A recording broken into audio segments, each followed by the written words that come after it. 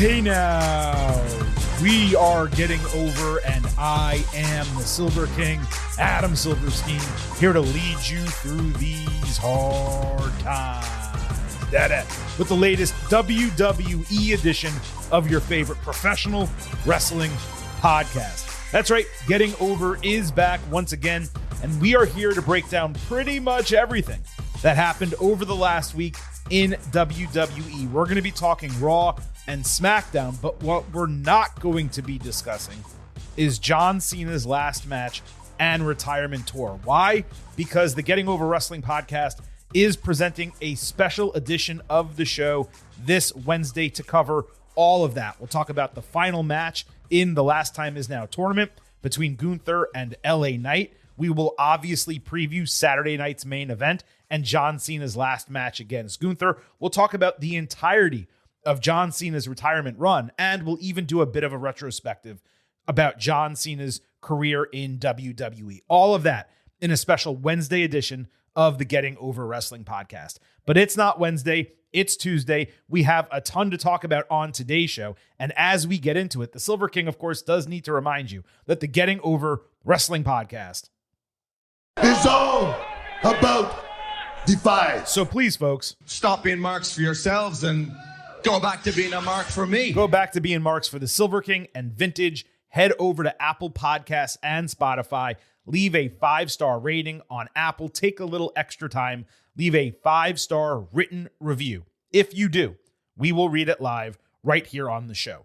Also, do not forget to follow us on social media at Getting Overcast on Twitter and Blue Sky. You get episode drops, news, analysis, highlights. You can send in questions and comments for the show. You can vote in pre and post show polls. On YouTube, when you subscribe over there, you can listen to full-length audio episodes and watch full-length video interviews. The Silver King is attempting to get one more of those before 2025 is out, but we had 2 awesome conversations with Ethan Page and Natalia over the last month. So make sure you check us out across the board on social media at Getting Overcast. Vintage, welcome to the show. The primary portion of the college football season is officially over.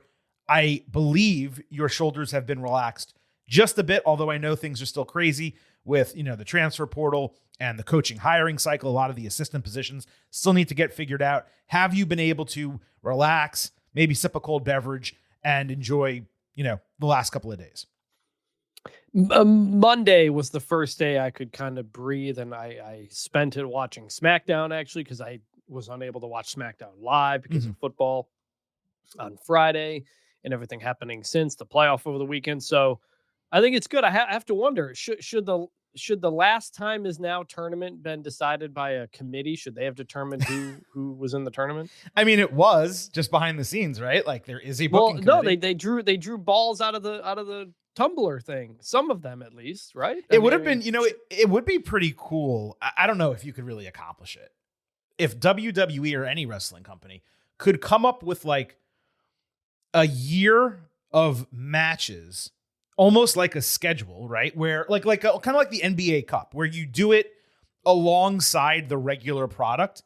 And then when you get to the end, whether it's a committee choosing, obviously you're being facetious, or whether you qualify based on points, that you qualify for like a year-end tournament, and that determines the number one contender for the title at like the Royal Rumble or something like that. Something like that. Cool. Yeah, like it's not quite like a G1 climax type of thing, but like spread that. I mean, it's kind of how soccer works. Soccer, they do the Champions League tournament like throughout the season as well. Yeah, it's funny. I mentioned because I'm American. I mentioned the NBA Cup, which is a bastardized version of like Champions League, right? Because they try to fit something like that into the NBA window, but pretty much the same idea. Yes, where every once in a while there's a random match on Raw or SmackDown.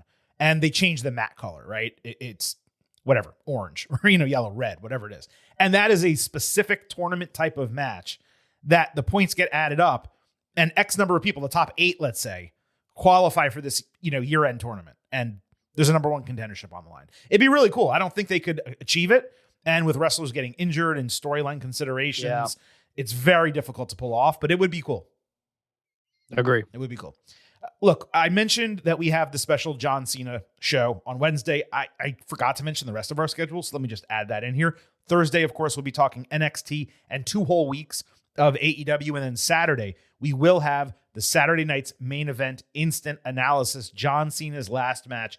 We'll be covering it here. You guys know the way we do that. And of course, the Wednesday show, as I mentioned, will be an ultimate preview in addition to covering John Cena's career and his retirement run. So this is a 4-episode week here on the Getting Over Wrestling podcast, coming out of, I want to say, a 3-episode week last week, a 4-episode week before that, and a 3-episode week before that. So it has been a month straight of bonus shows, and we are not slowing down, vintage Chris Vannini. We still have, coming up December and early January, the 2025 Getting Over Awards, a.k.a. the Meaties. Voting for that will commence soon. Nominations first, and then voting will commence for that. And we will have your 2025 year in review. This is when the Getting Over Wrestling podcast shines. And we hope if you're a listener for the first time or an occasional listener, you're hitting that subscribe button, you're leaving those 5-star reviews, and you're sticking with us through the end of the year and well into 2026. As mentioned, we have a ton to discuss on today's show. Not only do we have the main event and the good, the bad, and the ugly, you will hear the return of the last word. However, other stuff happens in the world of WWE that needs to be covered as well. So the main event is coming up. But I'm afraid I've got some news. As I mentioned already, John Cena, last match, retirement tour, career, that will be the subject of Wednesday's special episode. However, in a round of interviews published this week, he did share an interesting tidbit regarding Brock Lesnar that works perfectly as a lead topic for today's show, considering it is the first episode of our week. Cena said 2 things about Lesnar. First, the squash match at WrestlePalooza was done specifically to reestablish Brock as a monster. And second, Lesnar will, quote, go into the sunset in Minnesota. That would be referring to SummerSlam in Minneapolis, which is happening this August. So if we combine those 2 notes, it basically means Lesnar signed a 1-year retirement contract to go out in front of his hometown crowd.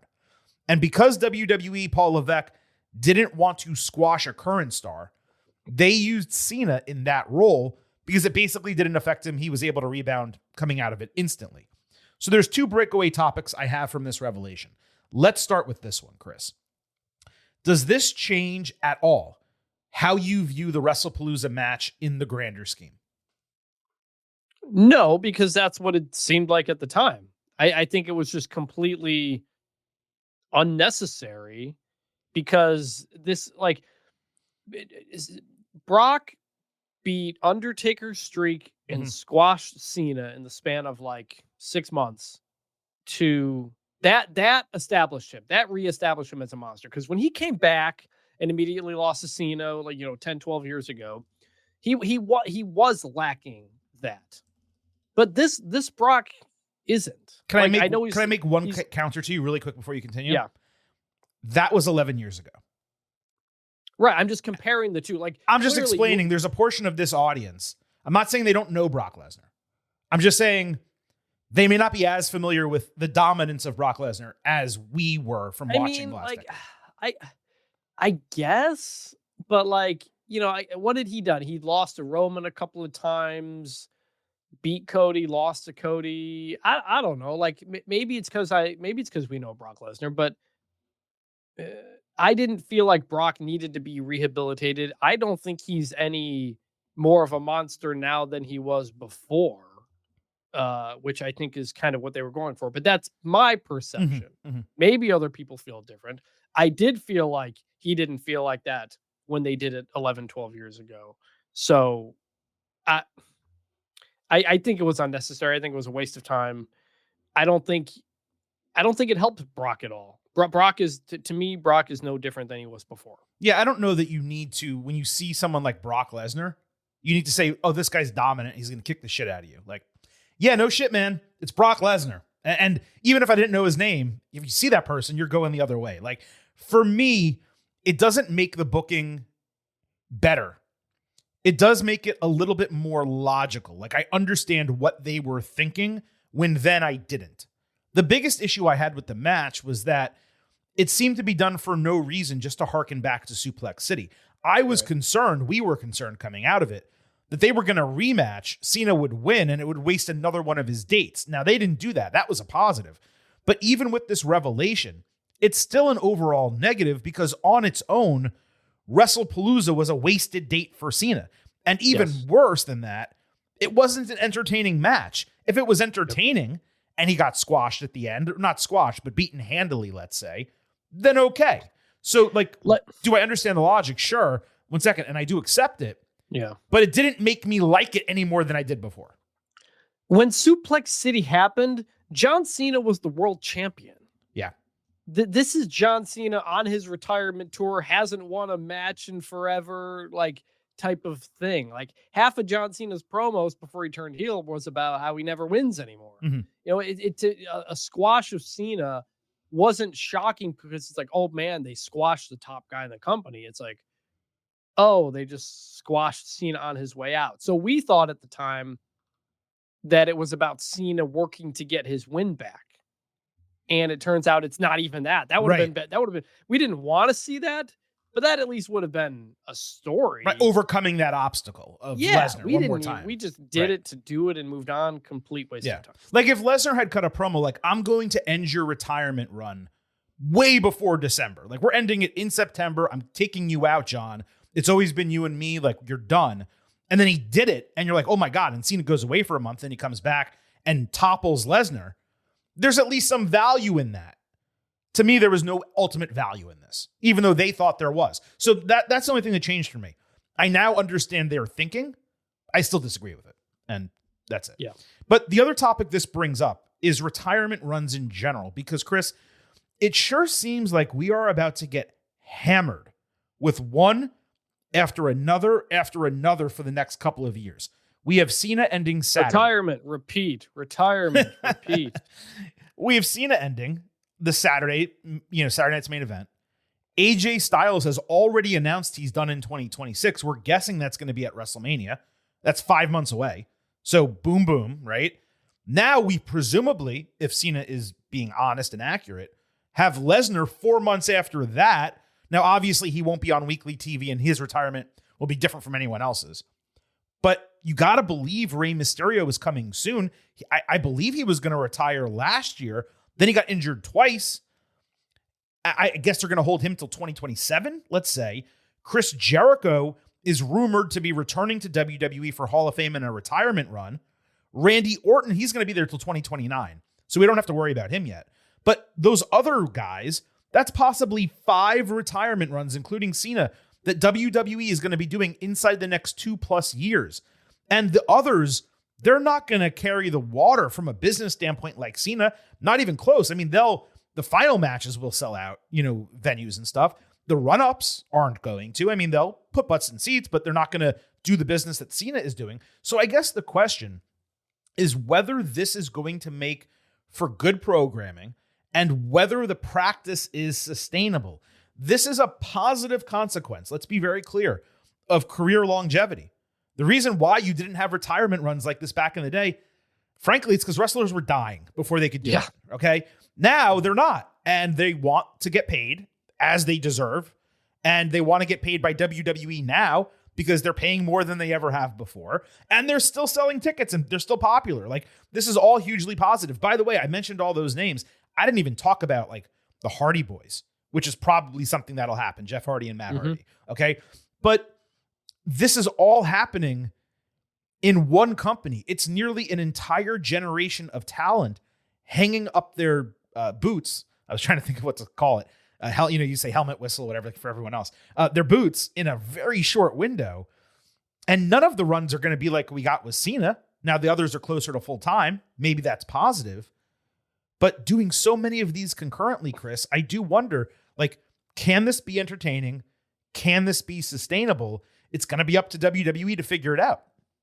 Yeah, and I think you can do them in different ways. Like the Cena one, it's like celebrating one of the greatest of all times and all his history and all his old rivalries and all that stuff. Mm-hmm. The AJ one, you can do it more like great matches. Bangers. On the way out.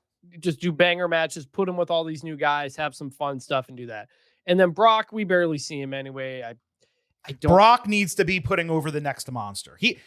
Listen, the Brock Lesnar retirement, I'm sorry, it has to be Obafemi. If it's anyone else, it's a waste. That, I think I would agree. Well, I think I would agree with that because I made the comment I didn't like the idea of a young person beating Cena on the way out because that is too heavy a burden. But I think if you're going to talk about monsters, like big guys have beaten Brock before. Mm-hmm. It's not like, that hasn't happened. Did Braun Strowman beat him? I don't believe so. They wrestled. They did that 4-way with Samoa Joe. And they beat the crap out of each other. Braun and Brock. It was sick. Yeah. They were stiff. So like, yeah, but like, I don't think like, to me, like, it's not like Brock Lesnar has a mantle that someone's going to take or AJ has a mantle someone's going to take. Right. Cena kind of did. So I think you can do them in different ways without it feeling repetitive. Like we're not going to have a countdown on dates and stuff like that.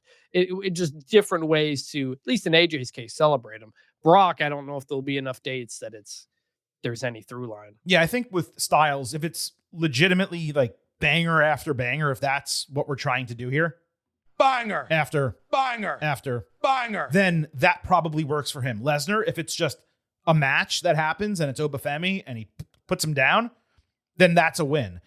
Then Ray, obviously, it'll probably involve Dominic in some way. That'll be different because it's a familial storyline. And like I said, Orton's a way off. Jericho, he's not even there yet, so we don't know what's going to happen. So to your point, as long as they figure out different ways to achieve the same goal, it'll work. But it is something to be said for like, if every 5 months a legend is retiring in WWE, on the surface, it's going to feel repetitive. The goal for them, the task that creative will need to achieve is ensuring it's not that repetitive when it comes to the creative.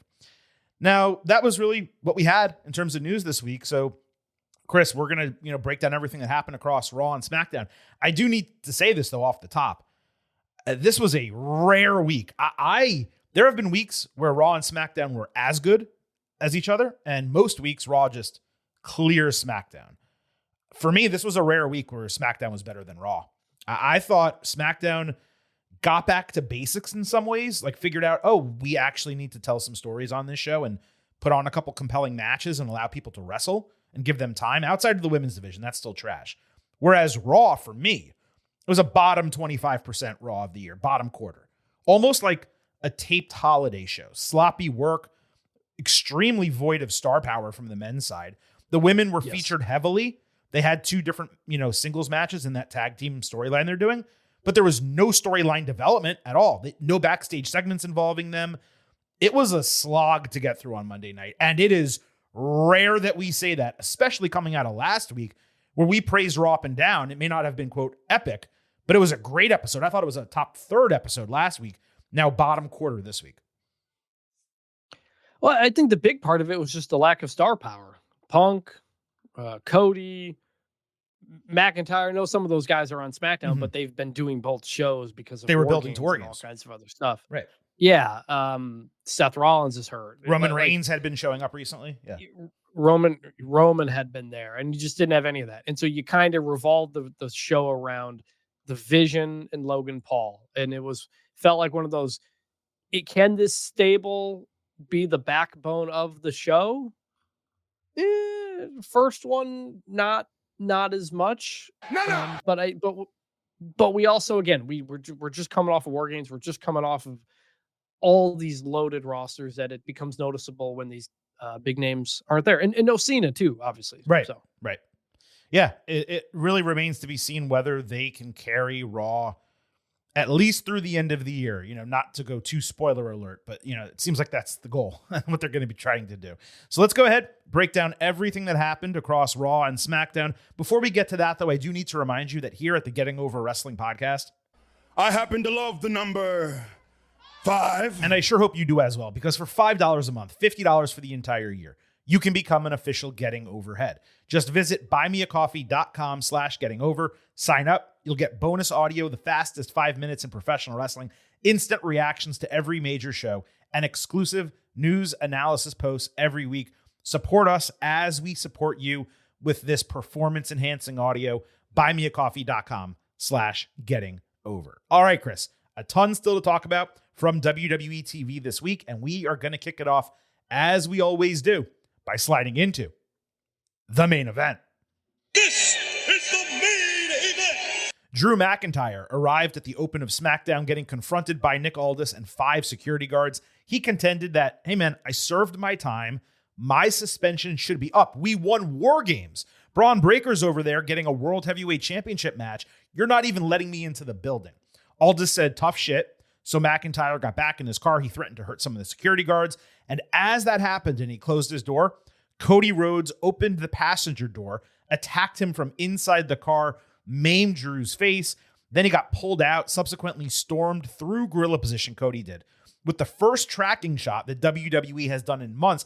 I swear I said something about this like 2 weeks ago on the show that they've stopped doing the cool tracking shots and bringing people backstage, and boom, here you go on SmackDown. Ironic, if nothing else. Cody grabbed the mic, demanded McIntyre get reinstated. He was furious that Drew broke an unwritten rule of wrestling by invading his personal tour bus where his wife sleeps. Rhodes said McIntyre has never defeated him, but he may be the one who's broken him, and he wants to stomp him out like a cockroach. Probably the best opening to SmackDown in, months? There was a clear direction, an achieved result. Everyone did well. The feud stayed hot. Got hotter, actually, I'll say, because it had cooled down. Aldis stayed firm, did not recant McIntyre's suspension like he easily could have. Cody's promo, it was much more try-hard than 2 weeks ago when he did that blistering takedown standing on the announce table. That felt natural. This felt a little bit forced, but this completely worked. WWE, they just need to pay it off by actually changing the title whenever they fight. But this got the build heated up again, and that was really important.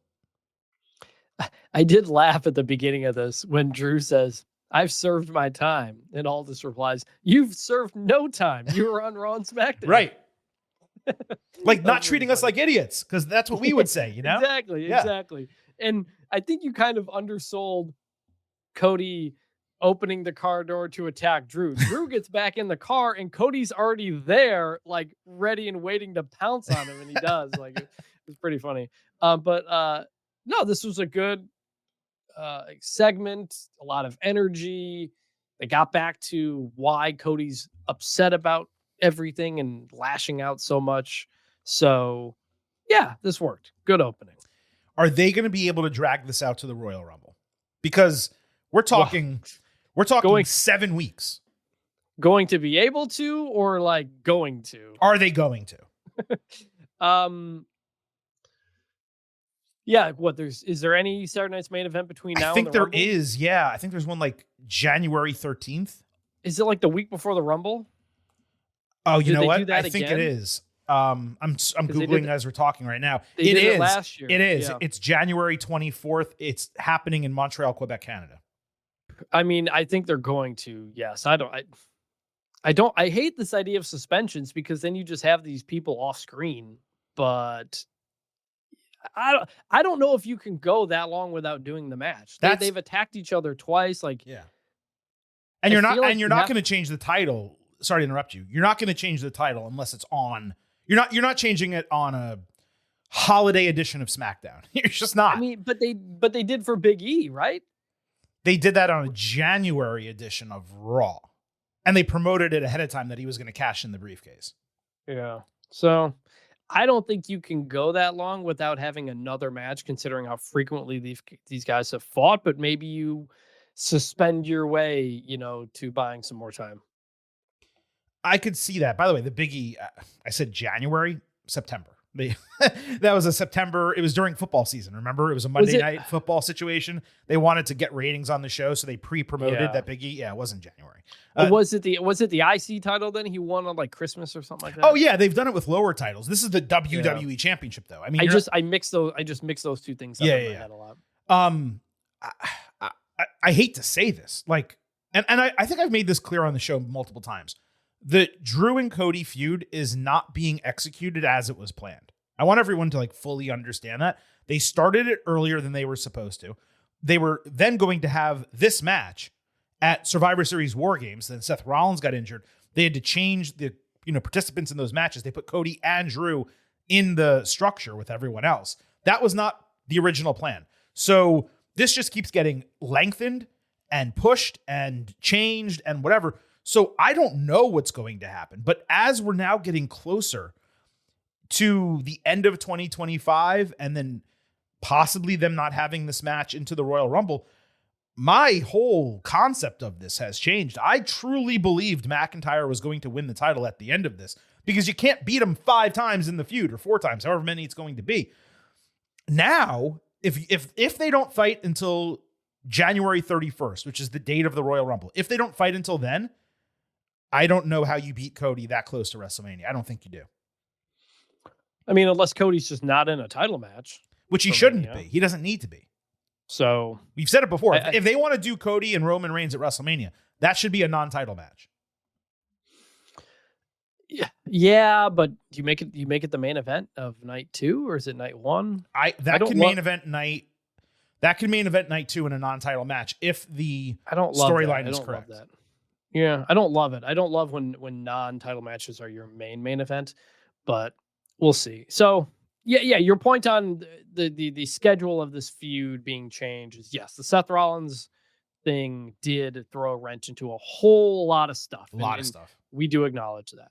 Yeah, we do. Not in the way we normally acknowledge things, but we do. Yes, we do acknowledge that. Anyway, so what's your final contention here? Do you think they next fight at the Royal Rumble, or do they possibly fight, let's say end of this month, another no contest leads to a huge stipulation match at the Royal Rumble? I think that's it. I think we get another non-finish or wonky finish that sets up then another match at the Rumble. That's what I think too. I think you're going to get that the first SmackDown of 2026 because they're going to make that Raw a big show. They're going to have to put something quality on the SmackDown.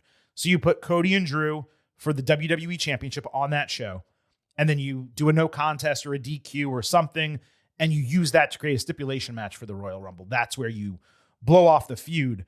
Or you have Drew win the title on that SmackDown and then lose it back to Cody possibly a month later at the Royal Rumble. People would be pissed, but at least Drew would have a month-long championship run. I don't know, man. I was fully all in with Sami Zayn, Drew McIntyre for the championship at WrestleMania. I believed that's the direction they were going. I believe that less and less as we are in the final month of the year. All right, let's move over to Raw. Logan Paul backstage was still angry about Rey Mysterio smacking him in the face. The rest of the division agreed, and they said, we'll handle this for you.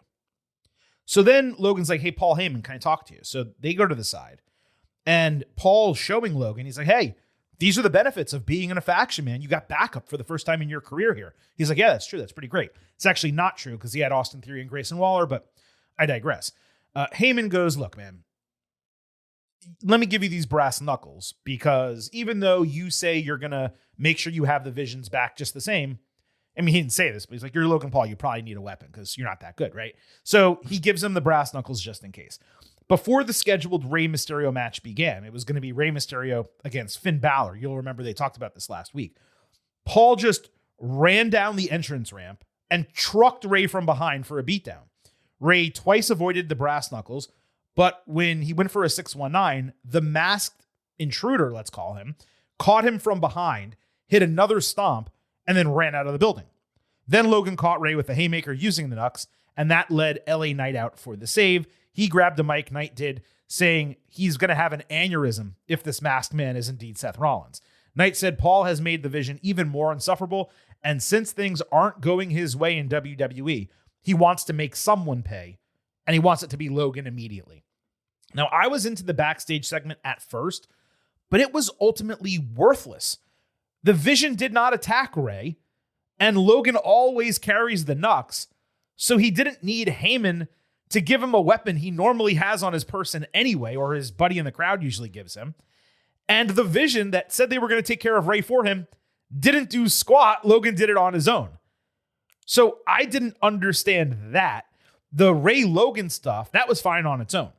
Giving LA something to sink his teeth into coming out of the tournament loss and having him continue to point out that he feels like he's being held down and overlooked, that to me was an overall positive. And lastly, the masked man getting Logan's back made a lot of sense if it does indeed be revealed as Austin Theory, get revealed as Austin Theory, because you'll remember, like I just said, they teamed up previously. Ultimately, the backstage segment was worthless. The stuff that happened in the ring I thought was worthwhile. It's just that nothing really stood out to me. I'm glad the Masked Man showed up because like this was the biggest story coming out of War Games, and we just like barely talked about it last week. Right. And of like, how is everybody not trying to figure out who this is? This person interrupted and impacted the main event of the Survivor Series. Like, how is this not the like, who is the Masked Man? How are we not doing this like on every show? So like, I'm glad they showed up, but it's so weird how this thing that was in such a prominent spot on the biggest match of the show is suddenly just like still kind of like background to Vision versus Ray or whatever. It's like, no, why are we not all like trying to figure out who this Masked Man is? So I'm glad he came back. I'm glad LA Knight said he'd have an aneurysm if it was Seth Rollins, because like he's acknowledging that we're all wondering that. So everything in the ring worked, but it's so weird how we're still not just like, how is commentary not talking about this all the time? Like it's a big mystery. Lean into the mystery. Well, let's talk about that for a second, because so Adam Pearce last week is losing his mind over this masked intruder, right? Yes. He to the point that he's like, this is my mission. I'm going to find out who this guy is. I'm going to put a referee at it. And the referee like goes around, asks a few people, is like, I don't know. People saw Seth Rollins backstage, but I don't know who it is. And then this week on Raw, and I think there may have been something with Pearce and a referee like in the background, or I don't remember, but he didn't say shit about it. Yeah. He didn't say peep. And this guy got himself involved twice on the show. I'm jumping ahead just a little bit. And Pearce still didn't say peep about it. Is it no longer an issue? And by the way, on Friday night, again, I forget. It's possible Nick Aldis mentioned it and had an issue and whatever. But I don't think they talked about it Friday night either. So Adam Pearce last week made a huge deal about it. And that was important because they didn't put the person on the show. And we said that, hey, Pearce couldn't ignore it and the person not be there. You either need to show who the person is and, sell it, or you have to continue the storyline. So they continued the storyline last week, fine. They continued the storyline this week, fine. But all of a sudden, Pearce was unaffected by it. And that to me was a huge plot hole. It just feels like it should be like the big story in WWE right now. Like that should be kind of like Raw, the through line. Like that's the big storyline of the moment. Who is the Masked Man? Like, but it's just like it's there, but it's like not. We're just saying we're carrying on like normal. Yeah. The other problem with not doing the unveil, 48 hours later on Raw, is now they're building it up. And if it is Austin Theory, that's not a huge unveiling. I mean, it's not like he was mega over and then was gone for a while. It's Austin Theory. Now, I like him a lot. Well, and I'd be excited. And if it's not, if it is something like that, I think you've partially missed the moment. That's what I'm saying. Like the most interesting moment was the Raw right after Survivor Series. Or at Survivor Series. He comes back and does it, or whatever. Yeah. Yeah. Like now it's like you're not treating it as that big of a deal now on television. So.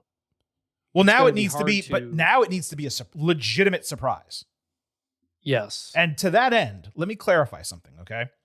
I still believe the Masked Man will ultimately be unveiled as Theory, and I do still believe that at Survivor Series War Games, it was Theory in the getup. But I would be absolutely shocked if he was the person on TV Monday night. This guy looked taller and thinner, and the way what I thought. And the way he moved around, dude, it looked like Montez Ford. Yeah, I mean, that's kind of what I was thinking the first time around, too, with the way he was able to scale the cage so quickly. So, like, everybody's been saying Austin Theory, but I've been wondering if it's someone different. I don't even know if Montez Ford would make any sense, but... Held down by WWE vision, part of Paul Heyman's vision for the future of the company? I think so. I think maybe, like, sense. I still legitimately believe, I still legitimately do not know who it is, and I like that. Yeah, no, that's hugely positive, but... they got to be a little bit more consistent with what they're trying to do here. So that moved us to the main event, Knight versus Paul. Interesting setup here. Heyman was out with Logan, who wore all black gear, I believe, for the first time. He had the MAV for Maverick, styled like the NWO logo. Knight was in the midst of landing his signatures when the Vision entered. Excellent camera shot showing them walking out as they were wrestling. Paul rushed and botched a flying crossbody. Fans chanted OTC, yeah. Roman Reigns was about to show up in Kansas City. Sure. Knight hit the jump up elbow drop with the Vision finally getting involved, only to quickly be ejected from ringside by the referee. Knight was destroying Logan ringside When the masked man returned, I said I jumped it a little bit earlier. He returned a second time with a stomp on the announce table, ran back into the crowd. That allowed Logan to hit a frog splash for the 1-2-3. Knight then took a spear and 2 tsunamis. After the bell, he got rolled out of the ring as Heyman grabbed a mic and vamped for 2 minutes during commercial break. The man definitely can bloviate about nothing. And we'll come back to the end of the show in a moment. There was no real reason to suspect another result in the match. Ray got taken out earlier in the show. We learned that Jey Uso was suddenly focused on the tag team division. Neither Reigns nor CM Punk were there. And when you consider all that, it actually speaks to a problem atop the men's division right now when Punk doesn't show up to TV. What we talked about, the dearth of star talent. But anyway, I had no issues with the match. It was actually quality, held its own during the show. I was positive the masked guy on Monday was Montez after this was over. Again, inside the suit. LA losing was necessary for a couple of reasons I'll get to in a bit, but it wouldn't have made much sense for him to get his ass kicked by Gunther on Friday, claim everyone is against him in the company, have a 1-on-3 numbers disadvantage, and then win that match. So this got the job done. I feel like people aren't seeing the forest through the trees with him. Is he world champion? No. Is he now regularly in the main event scene with the top heel since moving to Raw? Yes. He's one of 3 top faces on the show, and he's the only one who has not won the World Heavyweight Championship. What that tells me is not that it will never happen, it's that it hasn't happened yet. So yeah, I had zero issue with him losing here. He actually got a pretty damn good match out of Logan for weekly TV when you consider Logan does not normally wrestle weekly TV. And I want to give him a little bit of credit too, because we talked about this last week or the week before, 12 months ago, whatever. WWE did the Netflix introduction at the Stamford headquarters. And Logan said, I'm going to be a full-time wrestler in 2025. And he wasn't for the vast majority of the year. But these last couple of months, he has been a full-time wrestler. He's been there every single week. He's wrestled TV matches. He was obviously in War Games. And it kind of feels like he's really doing it now. And, if he's setting apart that much of his schedule for this, then he gets a, tip of my cap. Yeah, I had that in my notes as well, that we are getting Logan Paul most weeks, and credit to him for that in different cities and stuff. Yeah, LA Knight main event pretty much of a show, and getting these matches, he is very much elevated. He is at that top level, like you said. In terms of winning or losing, like you said, it was against the vision. Him losing is a babyface getting some heat, for being cheated by the heels and whatnot. So I didn't have a problem with that. I will say though, like the pop when he came to save Ray was huge. Massive. He is still getting ginormous pops, and he's so incredibly over, which is something I think a lot of people doubted 2 years ago when he was having that big year. Mm-hmm. And so it's a credit to him for still being over, and to WWE for continuing to put him in high profile spots, even if we wish he would win more. No question. So after the break, we saw Knight getting carried through gorilla position as Heyman did the Brock Lesnar style announce for Braun Breaker, who questioned both CM Punk's absence and his change in personality, suddenly being willing to help young talent. Breaker called Punk a fraud, considering he's straight edge, but he looks like a crackhead. Now go home and smoke some more crack. Breaker said he doesn't want to beat the nice guy easily. He wants to fight the guy who was feared backstage, set records, and beat The Rock. CM Punk never beat The Rock. He did. They restarted the match. It's a whole thing. Then he threatened to not only take the World Heavyweight Championship, but his wife too. The Titantron randomly showed Knight refusing help backstage, so Logan and Bronson Reed ran down the ramp as Breaker tried to get over a new catchphrase, Spear, 1, 2, 3. Let's probably not do that. Knight then resumed getting his ass kicked, taking a powerbomb through a table on behalf of Reed. But then he refused to stay down again. So they dragged his ass, threw him onto a car hood, might have murked a security guard. I think Logan concussed a security guard, throwing him headfirst into the same hood. Then they dragged Knight atop a huge stack of road cases. They threw him onto the top of an SUV. And Reed hit a tsunami from probably 10 to 12 feet in the air, with Adam Pearce screaming for medics as Raw went off the air. And I was thinking at least we got a 1 week reprieve from the Vision destroying someone to end Raw. But the most substantial positive that I have about all of this is it was completely different as a way to end the show, going from a match to a promo to a backstage attack. First time in a long time, that type of sequence has been executed. So that was fresh. Beyond that, the crystal clear intention Monday night, at least the way I read it, was to put Knight over, yeah, I'm saying that, and write him off TV. Almost certainly through the holidays, possibly until the Royal Rumble. That will definitely impact the quality of Raw, but everyone deserves a break. And you know what? We need a break from him losing. Not the last week, but the way he's been booked throughout 2025 and much of his run on the main roster. Plus, I think he's among the top wrestlers in terms of, matches wrestled this year. But I actually believe, Chris, this could be the prelude to him getting pushed as a main event title holder in 2026. This was pristine babyface work. He saves a mega face early in the show. He gets outnumbered in a match. And then he gets his ass beat down. He refuses to stay down, refuses help from the officials, fights until his last breath after being completely outnumbered, gets wrecked. I mean, it took more to put him down than Seth Rollins. And Rollins is out for months. I'm not one to go overboard with LA Knight stuff. I don't get super angry when WWE doesn't have him win titles like a lot of fans, and sometimes you do as well. But that is how I saw the end to Raw. Fan support is probably going to ratchet up even further after this. Maybe people even get about it on social media. The attack was fine. Beyond that, the tsunami into the car was outstanding as usual. Breaker's promo, it was a serious step down from last week, but it would have been a step up from basically all of his other main roster promos.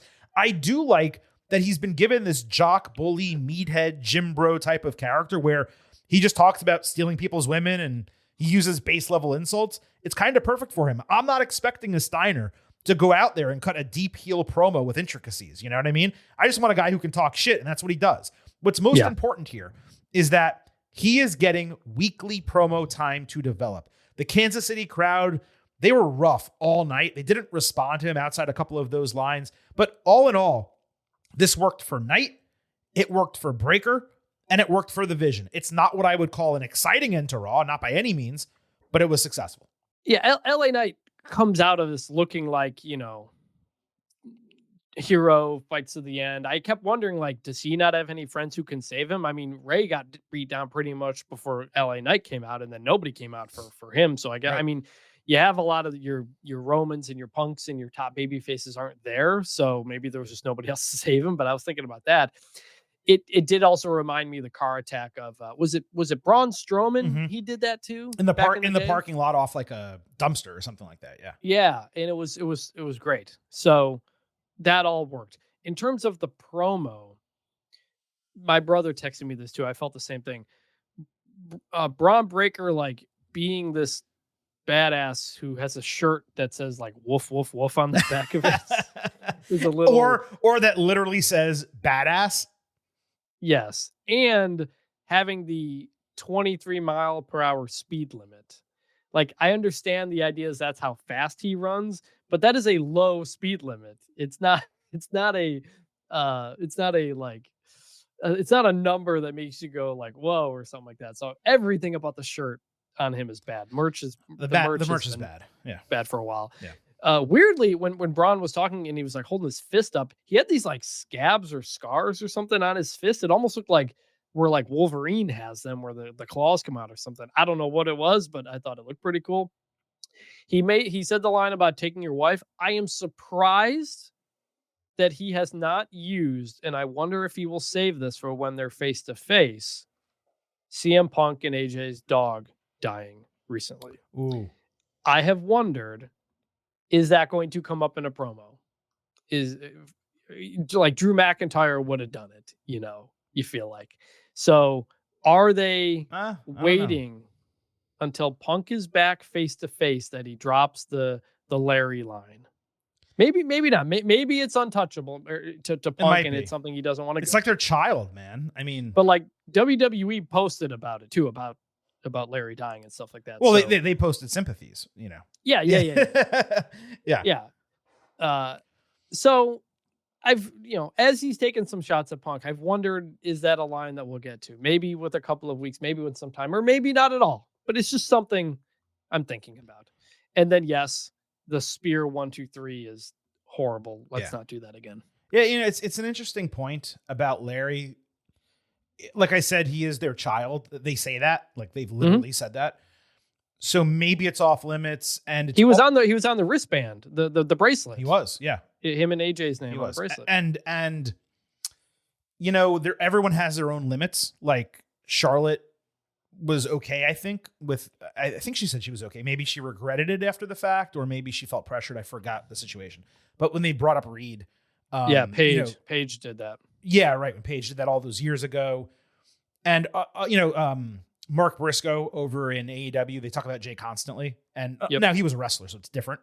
But it's his brother, and it was tragic.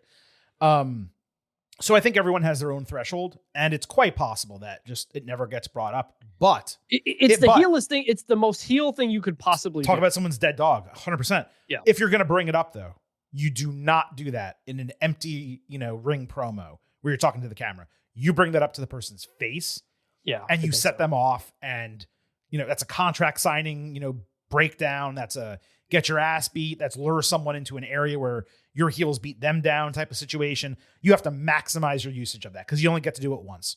And it's only relevant. And it's only relevant right now. It's not going to be relevant 2 years from now. You know what I mean? And it's not quite to the same extent, obviously, but CM Punk, Undertaker, Paul Bearer, when Paul Bearer died and CM Punk made that part of his storyline with Undertaker. Now, obviously, it's different relationships and all that, but it's an example of, and Paul Bearer was obviously a wrestler, in wrestling and all that stuff. But it's another example of like using a death as part of a story. And then obviously, Eddie Guerrero and Ray and all that stuff. But just thinking of past times when real life tragedies have been used in wrestling storyline. Yeah, no, there are a significant number of them, and it's not exclusive to WWE, nor is it really exclusive to the main event division. They've used these things in much lower portions of the card before.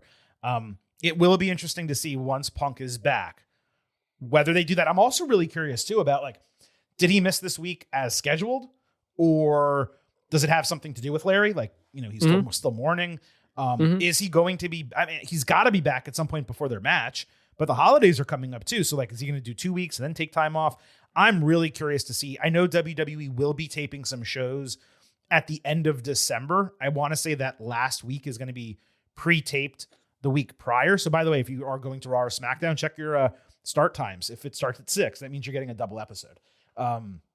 So I wouldn't be so surprised if he's doing some double duty in those situations and gets through the end of the year, builds that match, and maybe he's out another week even. But I'm going to be really curious to see the way they wrap up the build, because so far, I'm not saying they're building it to WrestleMania level by any means. Trust me, they're not. But it's pretty hot. Breaker's promo last week was extraordinary. This week, it was really solid. But now you need to get them face to face. This is where, and even if you don't get them face to face, you got to have Punk speak on this. The guy hasn't spoken in 2 weeks now. You can't go 3 or 4 more and not have him actually build this match. So, I'll be really curious to see when he's on TV next, if it's next Monday, and then where the build goes over the next few weeks leading into that first Raw of 2026. Now, whether it is Raw or SmackDown, NXT, premium live events, even Saturday night's main event, your viewing experience is going to be so much better if you simply use a VPN, and not just any VPN, NordVPN. The Silver King is all in with these guys.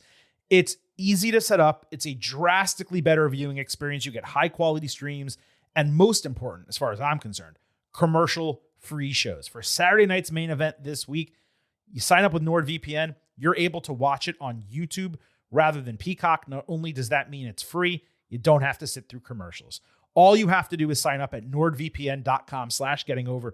Open the app, quick connect to another country like Canada, open Netflix, or in the case of Saturday night's main event, YouTube, and watch the show. That's going to be crucial for this weekend, but really for all WWE shows in 2026.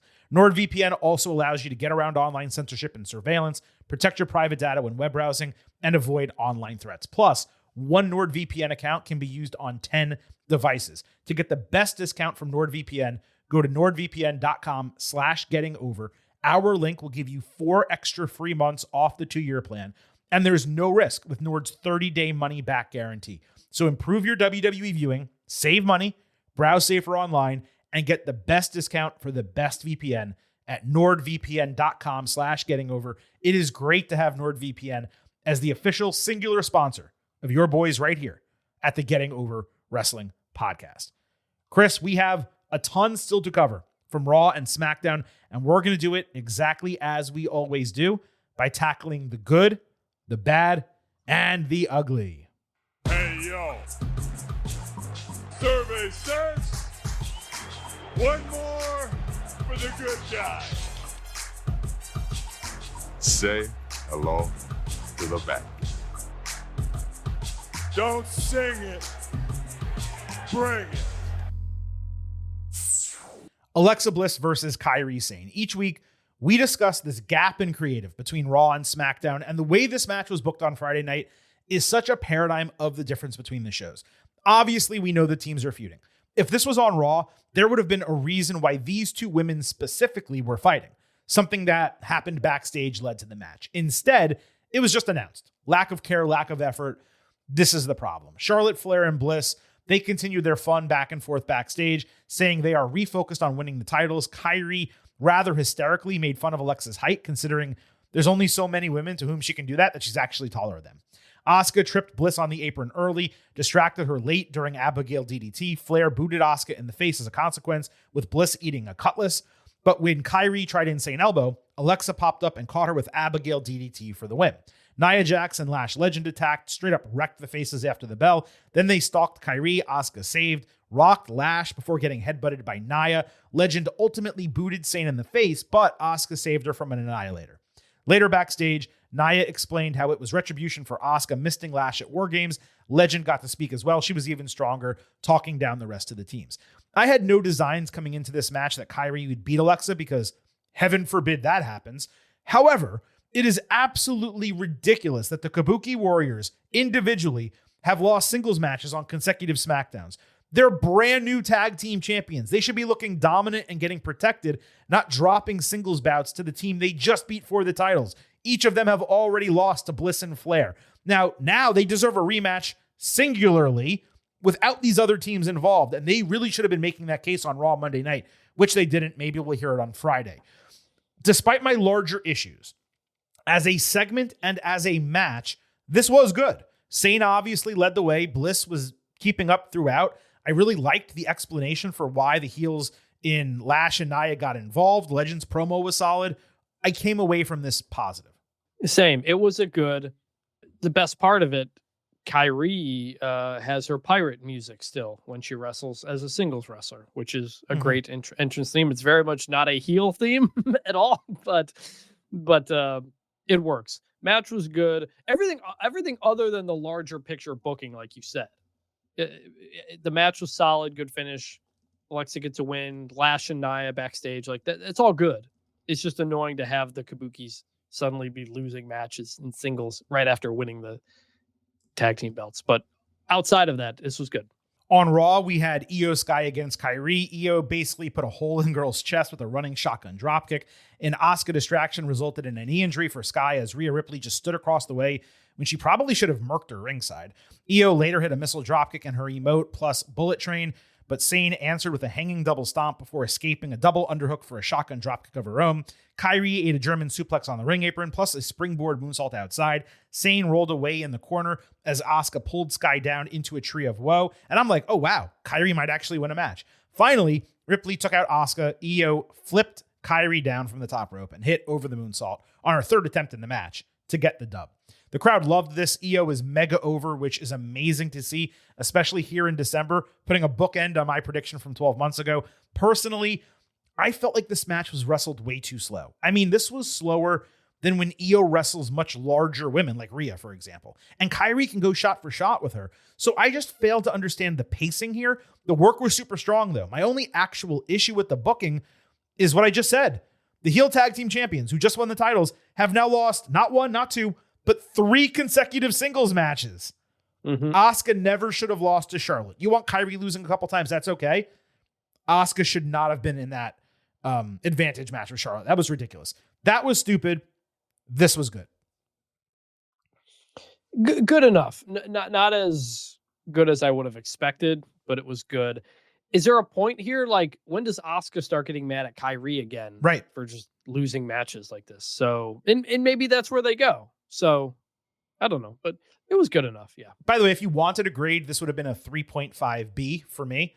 And that would have been the best match on Raw. Just to give you like a tentpole kind of, for my descriptions of the remaining matches on the show is what I'm trying to explain. Stephanie Vaquer got another in-ring interview, almost looking like a pirate. Vaquer said she speaks through action, not words, clearly. And she's the greatest wrestler in the world, not just because of Devil's Kiss. She said Nikki Bella was a legend, but the locker room is way different than it was 15 years ago. Yet with all that talent, she's still on top. Nikki interrupted, gassing herself up, saying she's not done with Stephanie, and then she demanded a rematch. Thankfully, Raquel Rodriguez ran out of the crowd, pulled Bella down off the ring apron, and lawn darted her into the ring post. Raquel got in Stephanie's face, promised to take her title, and then called her a bitch. Thank you. That wasn't for calling her a bitch. That was for Raquel getting involved. Now, I'll credit creative for successfully toying with my emotions by having Nikki come back out and then completely change it. Raquel getting a legitimate match is the right move, and really Roxanne Perez, I've said this before, she should get one on the back end as well. It seems like they have her more in the mid card right now. But I do, Chris, have to give this segment a bad. Vaquer's promo was rough, not due to the language barrier. She just didn't say anything meaningful, and she never says anything meaningful. And then the rest of it kind of just happened. I don't entirely blame the booking team for this, because the whole top of the roster is busy in the tag team division, and we love that. I don't want that to change. But it does feel like Stephanie is seriously losing momentum. The shine is wearing off. Something is not clicking. It might be a lack of confidence as a character, but she just shows up, says a couple lines, I don't know if she even believes them, and then wrestles a match. There's no fire and passion from her, like we saw in NXT every single time she was in the ring. Rodriguez called her a bitch in her own language, and Vaquer just stood there and did nothing about it.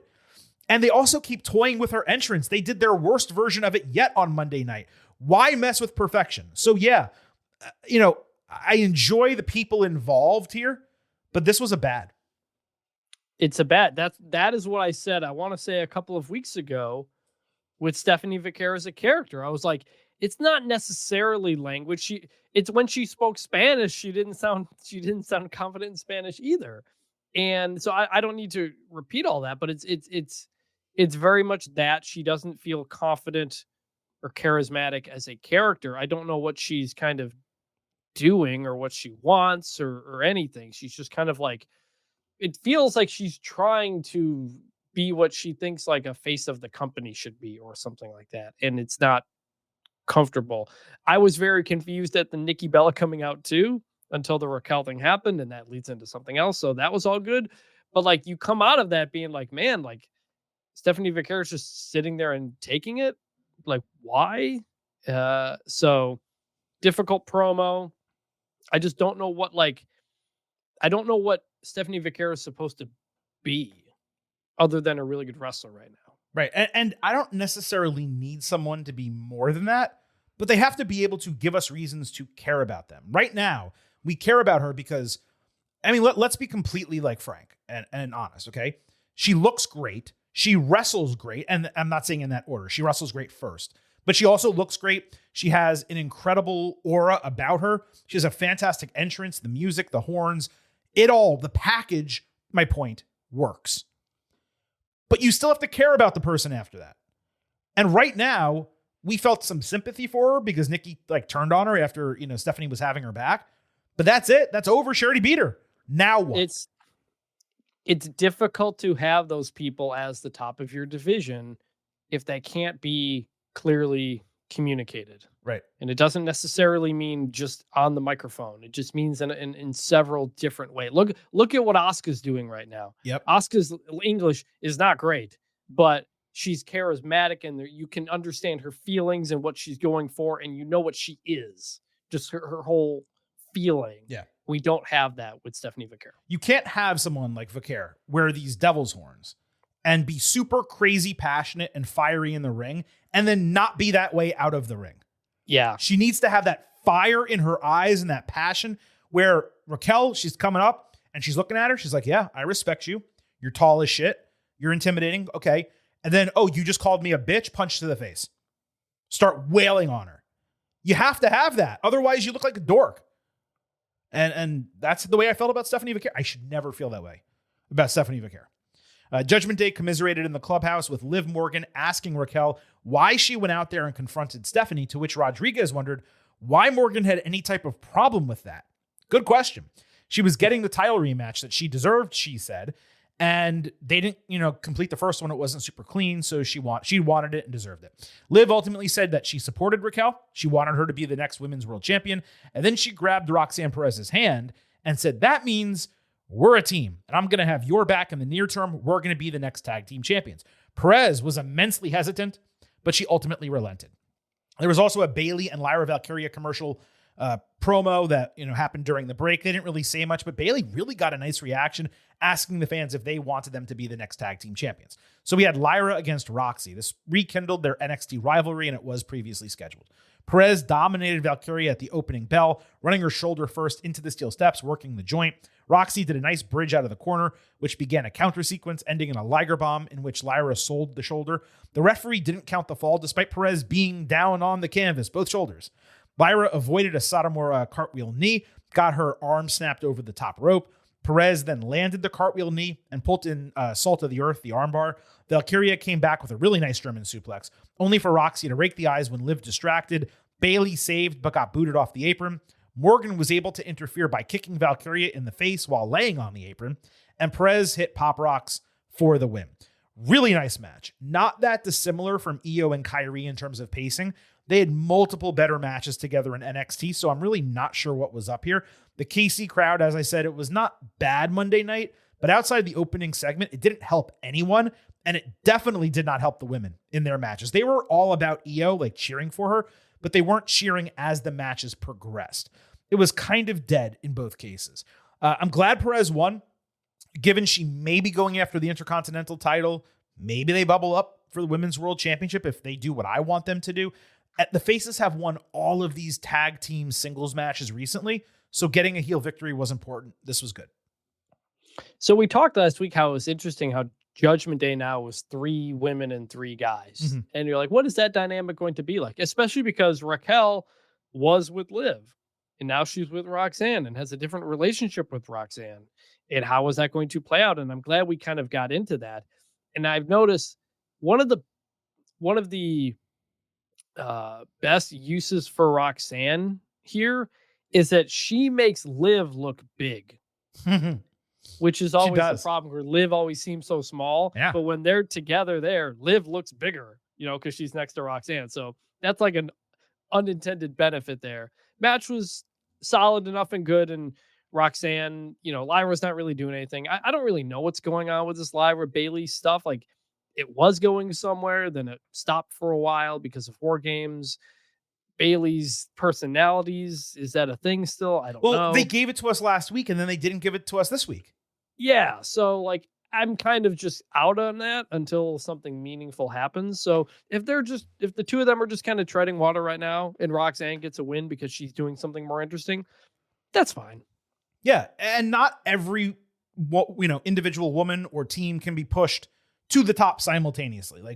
Let's not forget, Lyra had a really good run with the Intercontinental title and in the feud with Becky Lynch, even though she ultimately lost it. She did the tag team feud with Bayley before that worked. Now it's working. They're getting reactions. You can say, oh, it's disappointing to me as a fan that she's not winning and she's not. Yeah, me too. I love Lyra. At the same time, she's in something with one of the top women in the company.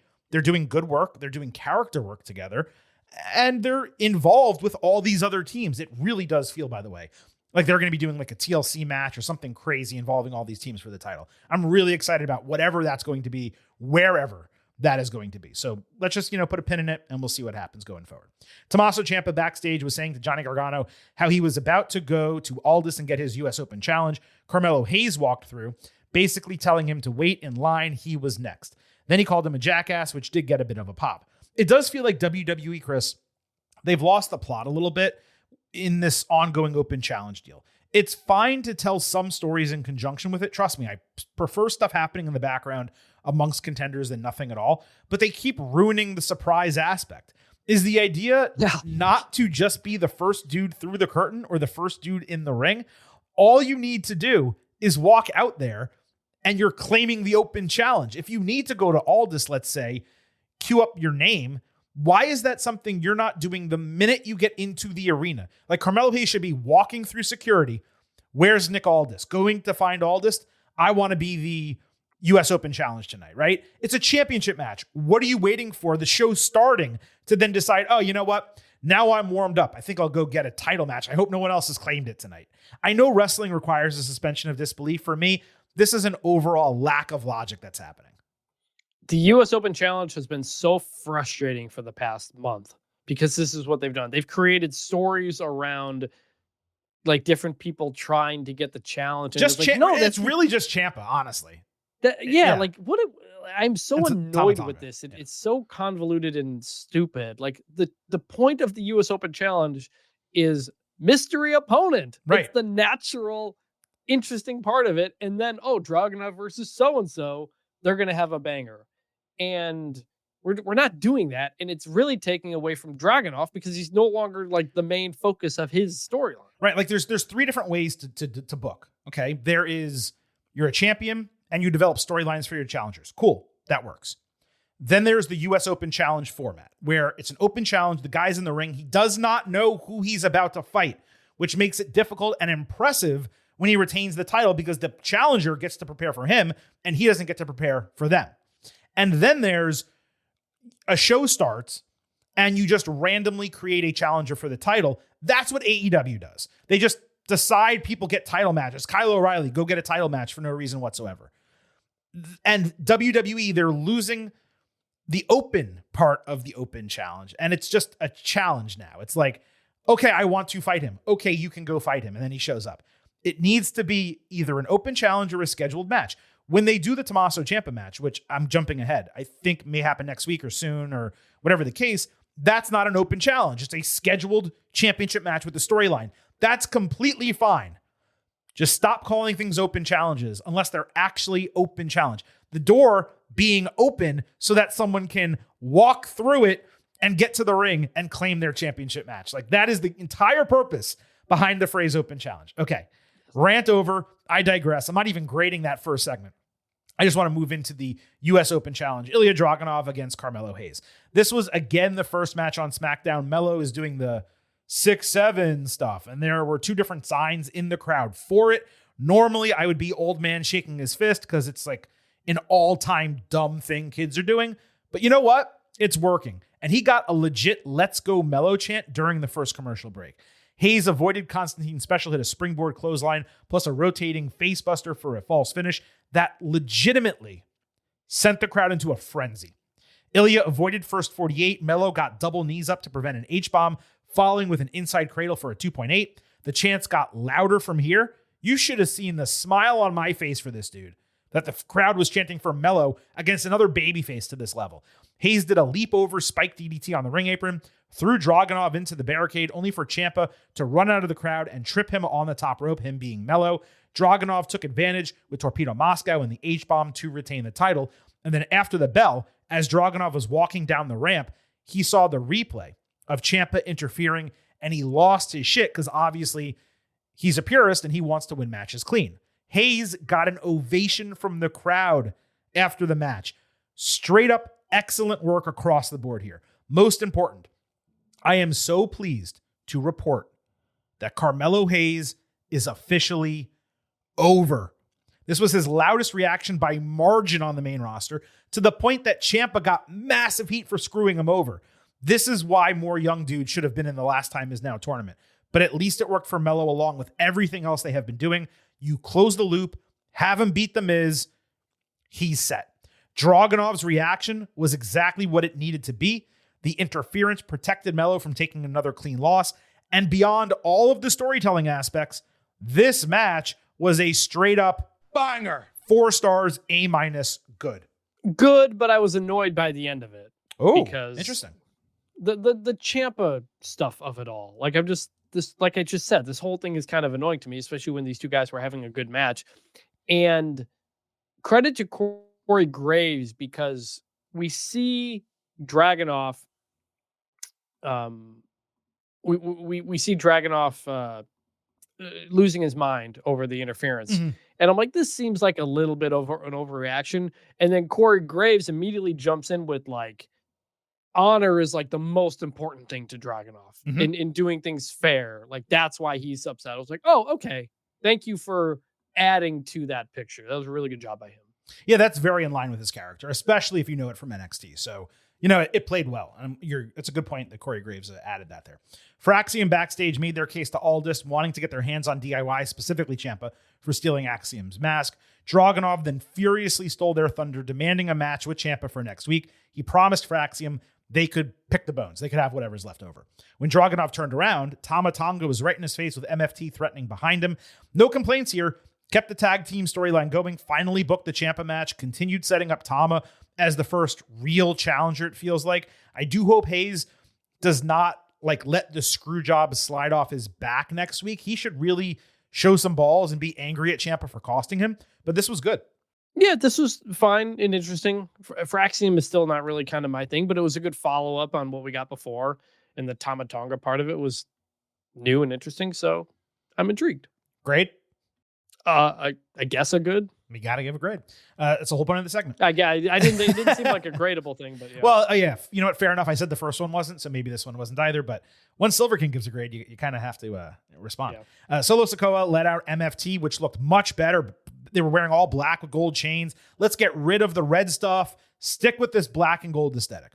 Sikoa said they can finally move forward after taking care of Sami Zayn and the babyfaces as they promised they would. Solo said he noticed the Six stalking him, the Wyatt Six, and they needed to know that it was his ring, his show, and the Six are holding his family titles. Sikoa then spoke to Uncle Howdy directly, saying, quote, everything that was his, referring to Bray Wyatt, will become mine. He was focused on taking away everyone and everything he loved, proving that he does not deserve to go by Wyatt, because all Solo has to do is leave.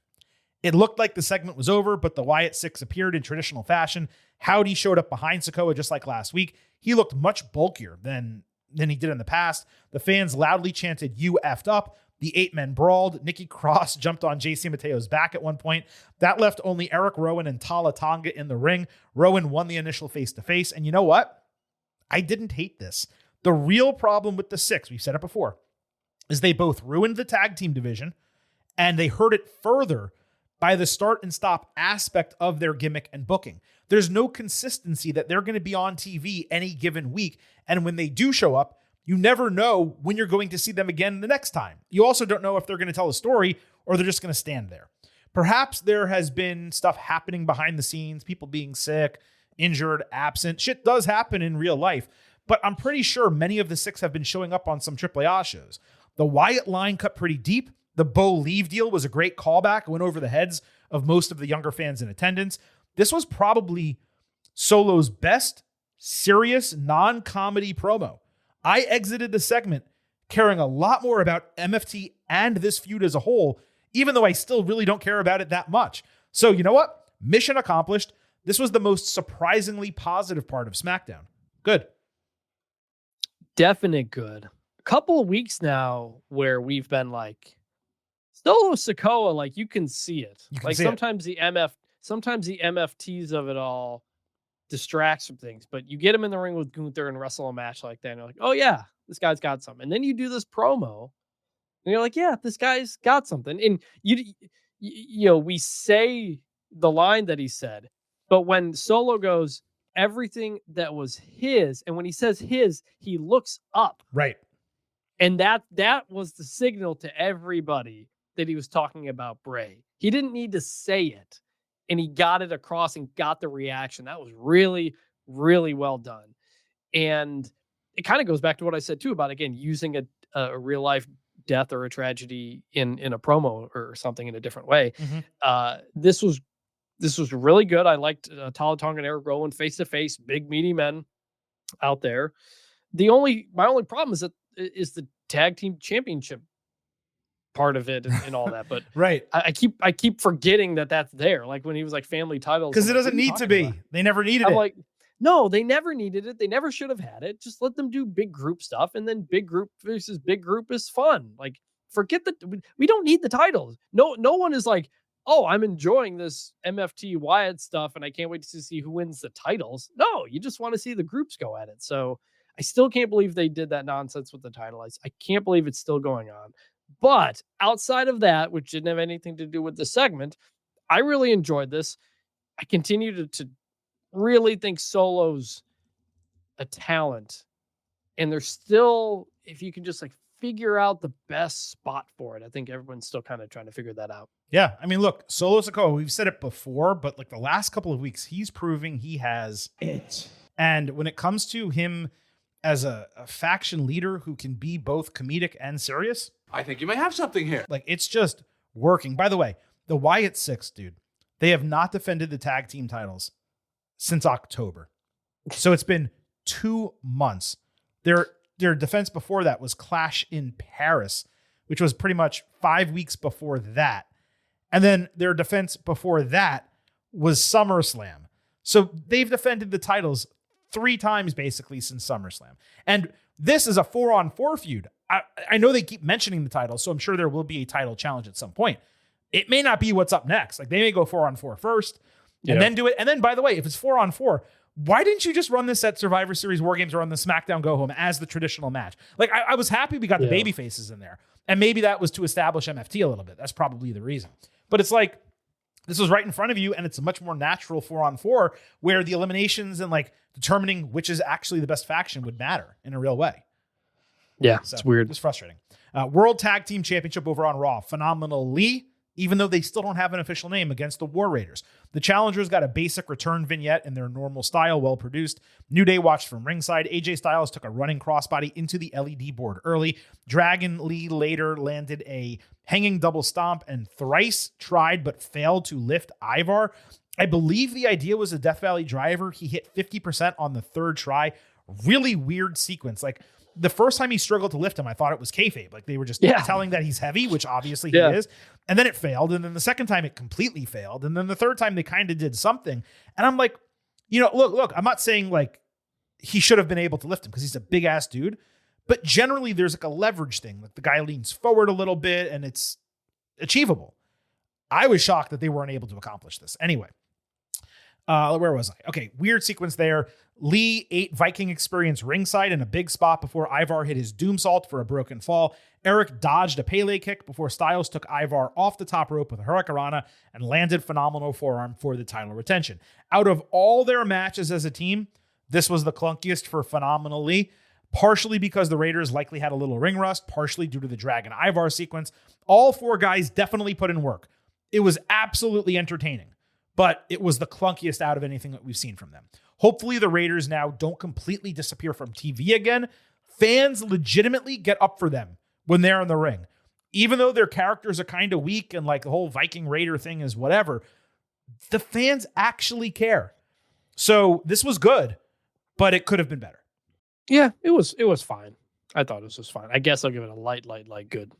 A New Day were in the midst of confronting the champions after the bell when suddenly the Usos entered from the crowd with an unnecessary encore, and despite entering as a team, they keep using Jay's music. They used the Usos music one time, Welcome to Uso Penitentiary or whatever that was called, and now they're just right back to using Jay's theme. Doesn't make any sense. Suddenly, we had an actual tag team segment, Chris, in the middle of the ring during Raw. Not in the middle of a commercial break, not backstage, a tag team segment in the middle of the ring during Raw. This is such good shit. Hopefully you hear the sarcasm there. I did not have time to do the research, but if you told me it had been over a year, or at least since like the build to WrestleMania, I would have believed you since they did a segment like this on Raw. I digress.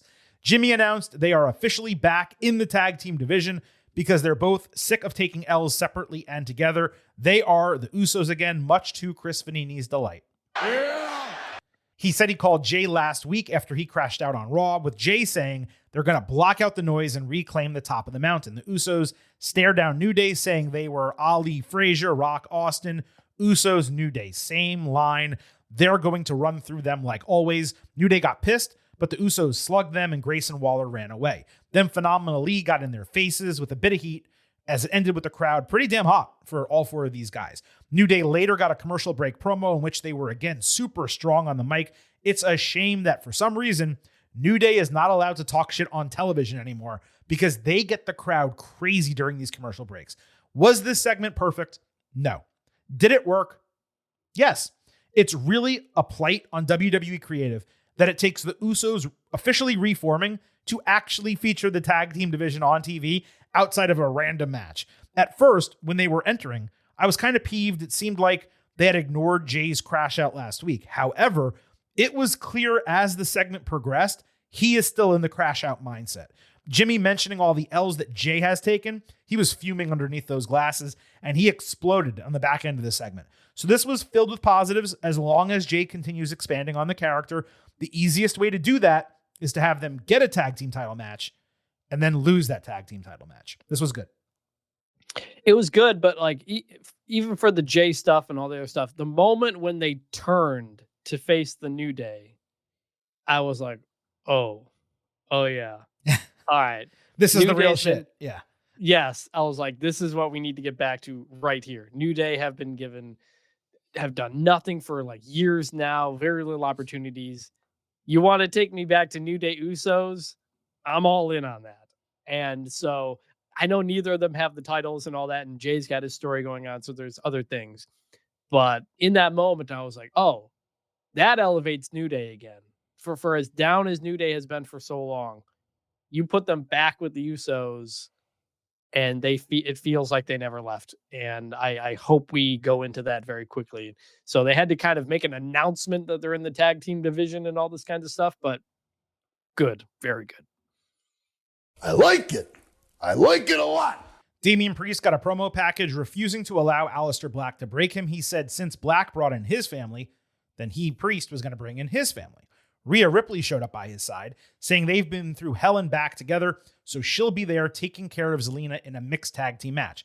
Black later got a promo package of his own, saying he was trying to rescue Priest from drowning as the only guy to tell it to him straight. He said that they made Damian the monster he needed to be, and he should be thanking them. Zelina came in, saying Rhea is trying to keep Priest under her control in the Terror Twins team, just like she did in the Judgment Day.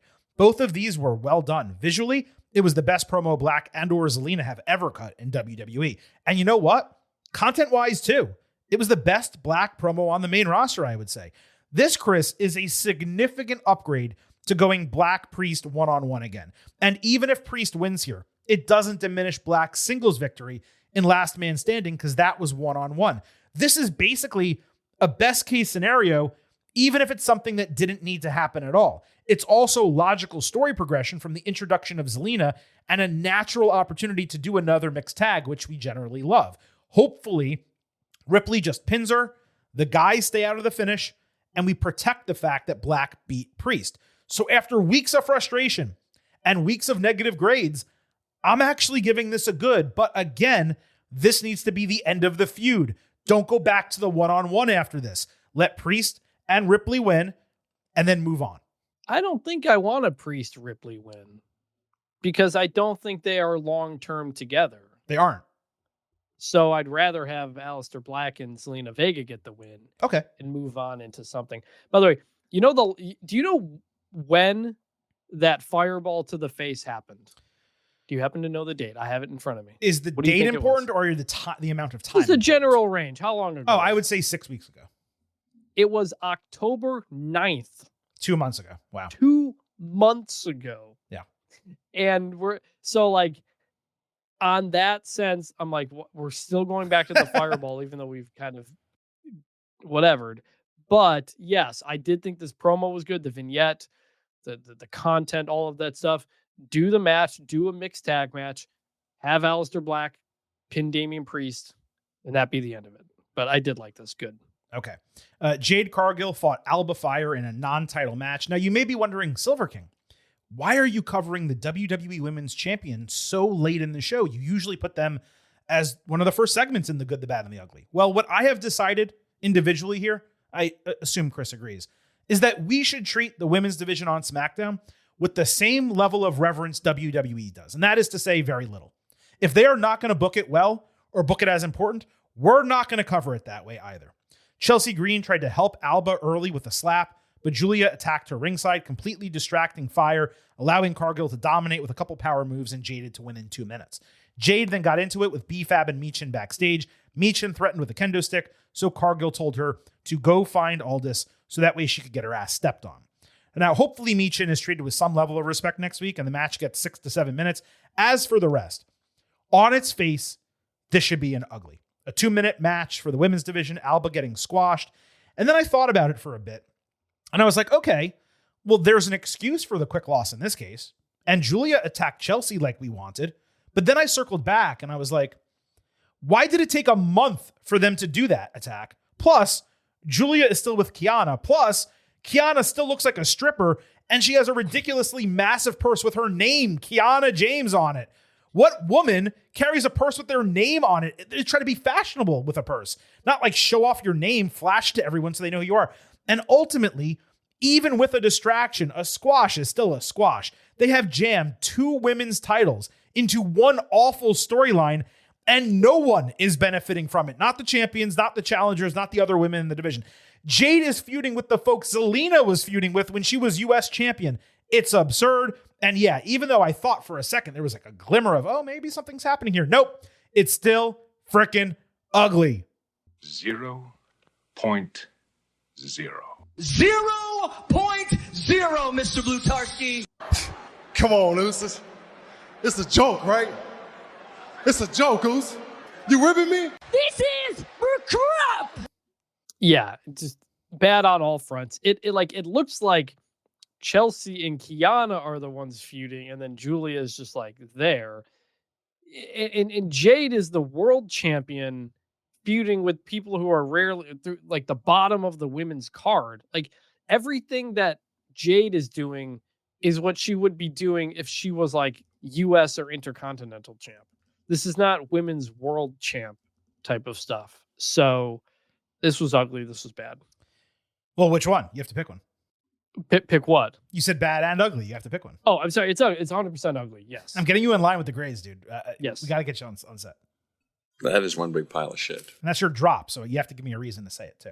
Ivy Nile got a commercial break promo wearing an all-black suit with the Creed brothers behind her in red and blue suits. This was during the break on Raw. Again, something that you would watch with NordVPN, nordvpn.com/gettingover. Ivy laughed at the insinuation that she still harbored friendly feelings for Maxine Dupree.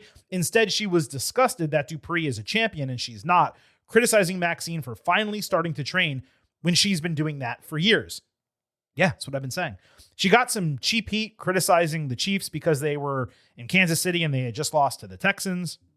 Well, they're really bad guys now because they cut down the city sports team. That's what you do when you're a bad guy. But that was literally the only reaction she received. Chris can't grade this because he didn't see it, but this was ugly. This was a sink or swim moment for her on the mic in a live arena, and she frickin' sank. And I hate to say that because I really like Ivy Nile. I think she has a great look. She can go in the ring. She's a valuable member of this roster, but this promo was not it. Later, there was another Maxine Natty dungeon training vignette that also seemed to include Tyra May Steele. Dupree kept beating people down, yelling another one, looking like an absolute badass. Then she squared off with Natty, who she caught in a grapevine ankle lock and actually made tap out before standing up and saying again. Somehow, this was even better than the first one. Dupree looked completely different, much more serious, wasn't wearing makeup, any of that. As I said last week, this must translate to her in-ring presentation and wrestling style. You cannot have this woman go out there with her sparkly gear doing the worm and all that bullshit. And as I said last week, this should have been the woman who beat Becky Lynch. It almost makes no sense the way they did it because you're building the character and keeping the talent off TV after they win the title as opposed to before they actually contend for the title. And you're only building up her challenger in Ivy during a commercial break. I cannot understand the decision-making here, but this does remain a strong, yet provisional, good. I mean, it clearly seems like they filmed these vignettes with the expectation to air them building up to Maxine beating Becky, right? Because the whole thing was that Maxine was going to go train. Exactly. And then one day she's like, actually, I don't need to train. It's about mindset. Okay, here's your title match. You win. And now we're getting the training. And now you're changing. You finally broke through and became champion as yourself. And now you're changing? It doesn't make any sense. Like, it clearly seems like they just rushed it ahead and moved ahead her winning the title because I don't know if they wanted to take the title off Becky before she goes into War Games or what. My guess is Becky wanted the holidays off, and could be that's what happened. Yeah, could be. Yeah. So like clearly, I do not think they're giving Maxine the title to then take her off TV and do vignettes. Like that's what they did. Makes no sense. It seems like this is in reverse. Which whatever. It does also feel like they're kind of giving Maxine the natty Loki legend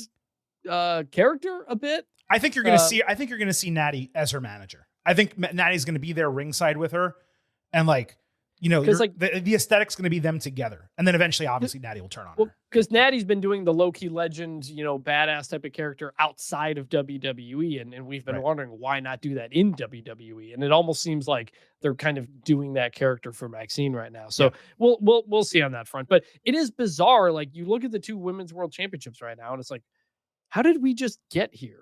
And it's like you have one person fighting the bottom of the card and one person who's doing training vignettes. It's like, what? Yeah. All 4 women's championships they're not all dead, but they're way lesser than they were not that long ago, especially the ones on Raw.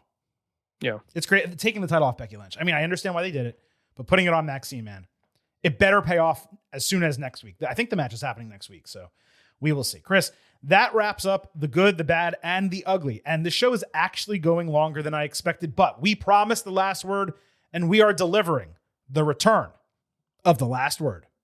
So DJ, take the needle and just drop it on the record. We gon' have this popping in a second. That's why we always save the best cut last to make you scratch your niche for it like fresh cut grass. And if I can get Dr. Dre on the show, I'm gonna do it. All right, we don't have one last word question. We have like 6 or 7, so we're going to go through these as quick as we possibly can. Jose Montoya at Rise of the PHX79. This question has been sitting in my document for maybe a year at this point. What are some of your guys' favorite sound drops from the soundboard? So, Chris, I will let you go first. Take a second to think about it. Out of all the drops that you think I have, because you don't get to see it, what are your favorites? It's one that you actually did play already on this show, and that is The Rock telling people to go home and smoke some more crack. Now go home and smoke some more crack. Any other? And the crowd cheering at the end of it too. Just like an unbelievable moment when that happened, and it's hilarious every time I hear it. I leave some of those cheers and stuff, like the extra parts in, just so everyone knows when I cut the drops. Obviously, I can trim it directly to what I want it to be. But I leave some of those in on purpose just because I think it enhances, and I'm glad that hits you the same way. You have any others that you particularly love that you can think of off the top of your head? No, that one's the top one for sure for me. I don't really know. It's like, choosing a favorite child. I don't know that I have a favorite in particular. I mean, it's probably either from the same promo or the same run. It's probably The Rock also. Off is a direction you can fuck. I had never heard someone say that before in that way. It's so fitting. That was such a good Rock run, man. And then to never kind of go back to that or to Cody's soul and just man, it's man, that Rock run, those final couple of months up to WrestleMania 40 were that was the Rock we'd wanted for 10 years. And I don't know if we'll get again, but man, it was that. And shout out to him for getting a Golden Globe nomination because he should have gotten it for some of those promos. Yeah, it's true. You know what? Maybe more so than the Smashing Machine. I haven't seen it yet. Have you seen the film? I did. It's fine. Rock is fine. There's just no there's no ups and downs to the story. It's because it's kind of based on a documentary. It's basically it's shot almost like that. It feels like you're just in these people's lives for this period of time, and then that's it. There's not dramatic stuff. So I thought Rock was okay in it, but he wasn't, as the character, he wasn't asked to stretch himself. He's the same dude kind of the whole way through. So gotcha. It's fine, but it's certain. I think he's been better in plenty of other things, but good for him. This gives me an opportunity to just run some sound drops that are on the board that we don't play that frequently. So let's just kind of run through them really quick. You can ask me that 10,000 times, Cole. I'm never going to have an answer for you. That's a good one. I really should use that a lot more frequently. Let's see.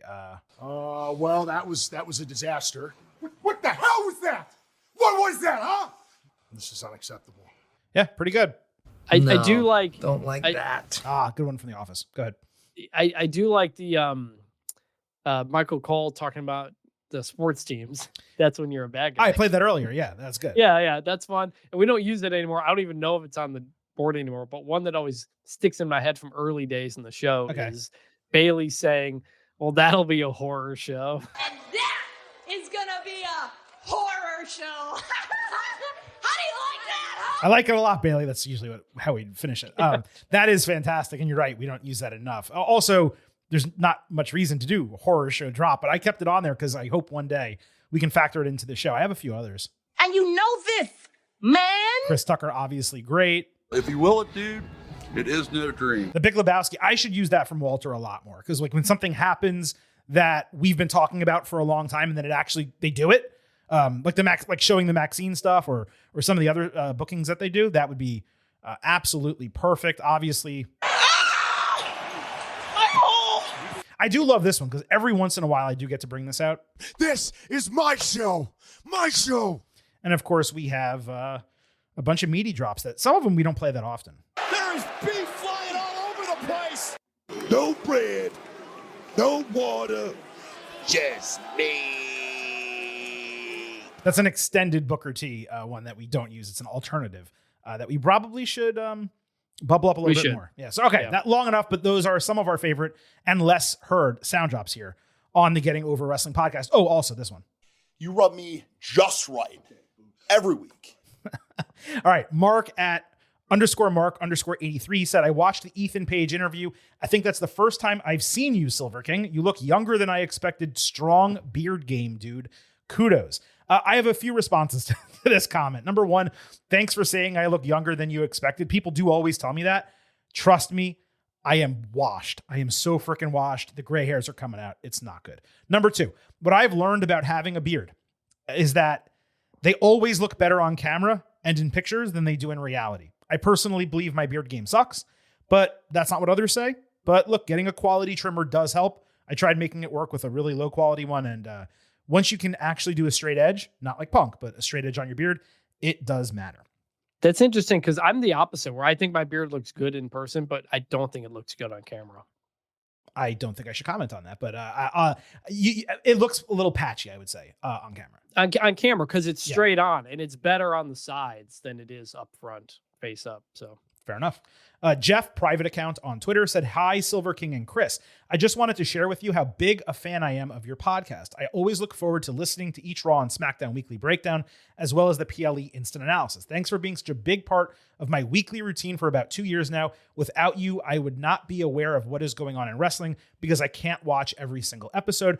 I think the minutes listened to would have to be higher, but unfortunately, I don't watch or keep up with NXT or AEW. He's talking about for the Spotify Wrapped, I'm guessing.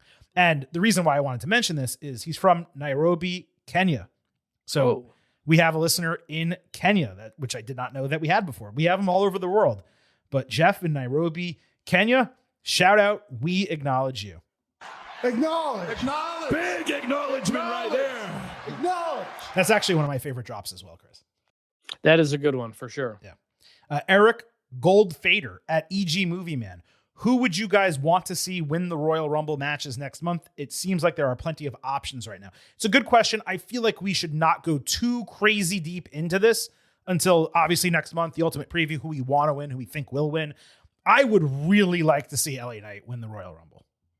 Look at you. Look at this full circle moment. Yeah, I know. The guy who didn't like LA Knight in NXT, and now we're coming around to you would love LA Knight to win the Royal Rumble. I of course would. I guess it'd be a month and a half that he's out, like if he returns at the Rumble to win. Yeah. But it's in Saudi Arabia too, so what is that pop going to be like? I don't know. Oh, the pop for him will be big over there. You think in Saudi Arabia? I mean, it's not going to be know. the pop of that show is going to be Sami Zayn, like singularly. Right. And if he's still my prediction as of right now, but LA Knight is who I'd like to see win it for sure. Yes, 100%. What about the women's side? Anyone that pops out to you right now? Who do I want to win on the women's side? Someone who, I mean, like I would like Chelsea Green. Yeah, I think that could be fun. Yeah. Yeah. Big pop for Chelsea if she won. I don't see that as being legitimately possible, if that makes sense. Right. But she enjoys too much being kind of the butt of jokes. Right. Like as if she's ever going to win the title, it needs to be through Money in the Bank. She can't main event or get a title match at a WrestleMania, a women's title match. Yep. It's that's a step beyond her. She's a mid-year, 6-week to 2-month title holder for the main title. And that's not to say she couldn't. It's just her character isn't, and she is always willing to do, pie in the face type of stuff. But she wrestled Penta in Lucha Underground back in the day. Right. Like she can go. She can go. Like, yeah. You could do it if you would just need to kind of change your character. I don't think she wants to because she's doing a good job. I'll tell you what's ironic. I don't want this person to win the Royal Rumble. I just want to make this I don't. But if they had Charlotte Flair win this Royal Rumble, as opposed to the last Royal Rumble, we'd actually be able to stomach it and appreciate it. Consider that change from the last year. Yeah, now that people are behind her. Yeah, they had to return and win that shit, and no one wanted it, and it was a terrible decision, terrible idea. But yeah, I don't know. I'd like to see, who would I like to see? Lyra Valkyria. That's who I'd like to see win the Royal Rumble. Yeah, that makes sense. Joe Schmo at JDC_1996. There's been an observation that if an A+ wrestler faced another A+ wrestler in a WWE setting, the match will somehow end up as an A- match. I think that sentiment is a little overblown, but not completely untrue. If you guys share the sentiment, why do you think that is?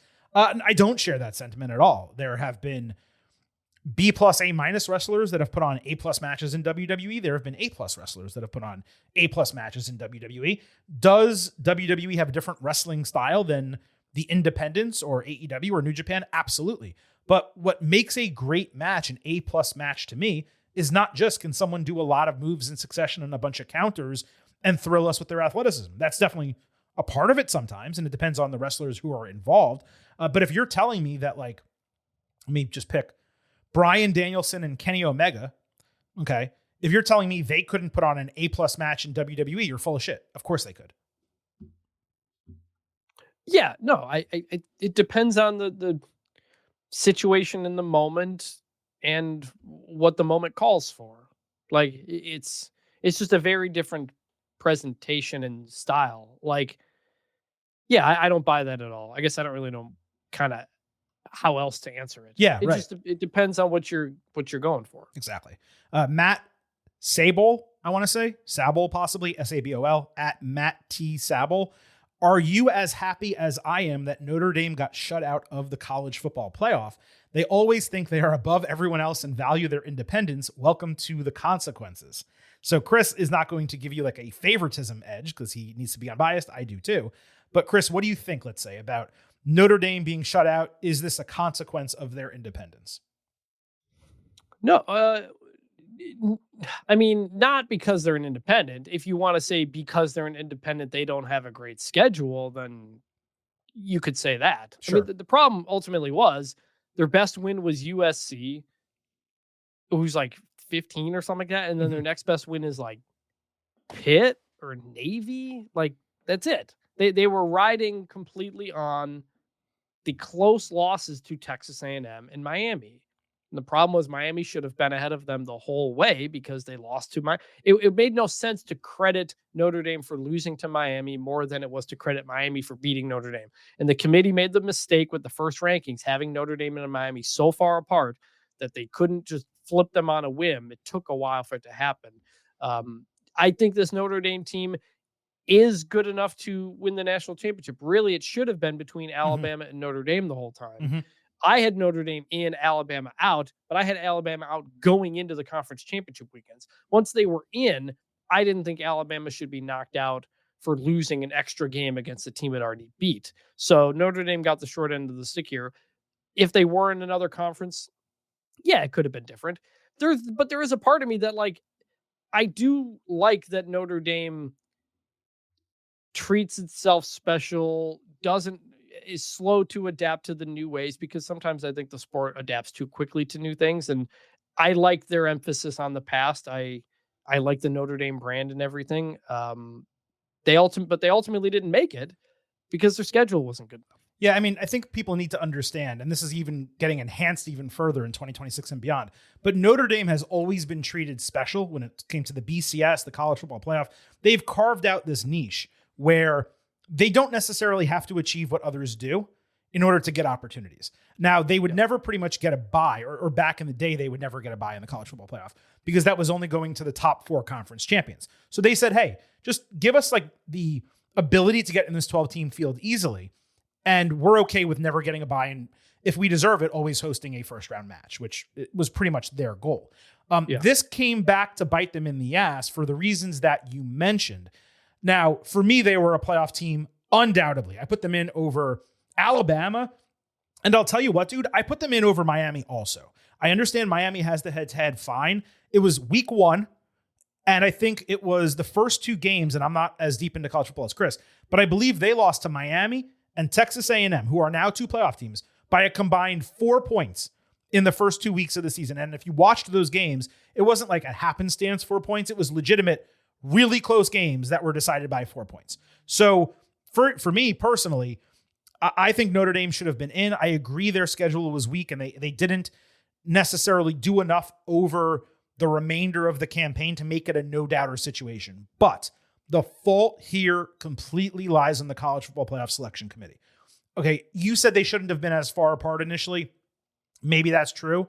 But they could have, over time, what do they do? Like 6 rankings, 8 rankings, however many. They could have slowly but surely bubbled Miami over them. Here's the truth. Miami's 2 losses were worse than Notre Dame's 2 losses. Now, they had the head-to-head, but their losses were worse, period. And they were behind them.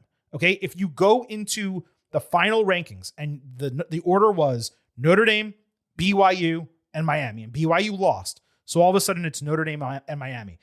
And then you're telling me, this was the committee's explanation, that was the first time that they actually compared them head to head.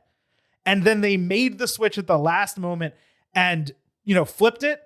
That right there, that's some bullshit. This right here is bullshit. So as far as I'm concerned, Notre Dame got screwed. They got screwed by the committee, and the committee screwed themselves because they set up the situation. It's not that dissimilar from what happened in, I may be wrong on the year, 2014, where Baylor and TCU were, I forgot the details, but they were ranked higher. And then they didn't play that last week because the Big 12 didn't have a championship. No, they did. They did. They blew out Iowa State and still got jumped by Ohio State. They got jumped by Ohio State, which did they win that year, Ohio State? That was the year Ohio State won it with third-string quarterback. Yeah. Right, with Cardale. So Ohio State got in. They never should have been in. Both those Big 12 teams got screwed because the committee set it up in a way where they screwed them. And that's what happened here as well. So I really blame the committee here. I think they did a horrendous job. Notre Dame should be in the field. You have to decide, if you're the committee, whether these conference championship games matter or don't. And it can't be they matter for the Big 12, but they don't matter for the SEC. Alabama's a 3-loss team in this field. Okay. They did not move. BYU lost. They got dropped. And that, because now they were able to compare Notre Dame and Miami, that got Miami in. It's ridiculous. Well, the difference is that Alabama had already beaten the team it lost to, while BYU lost to the same team again. No, I agree with you on that. Yeah. I never had Notre Dame ahead of Miami, and I had Alabama out going into the last playoff because I rank 136 teams every Monday, and you always have to think about this of all right, what is coming up that could create problems for me? Right.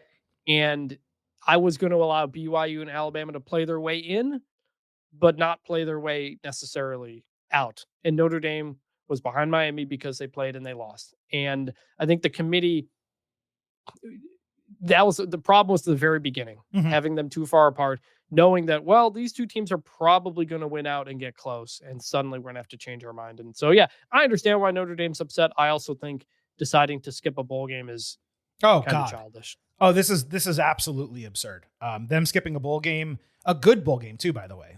Obviously it'd be BYU. One of the top ones. Yeah. Grow up. But Catholics versus Mormons, please, that's what I want.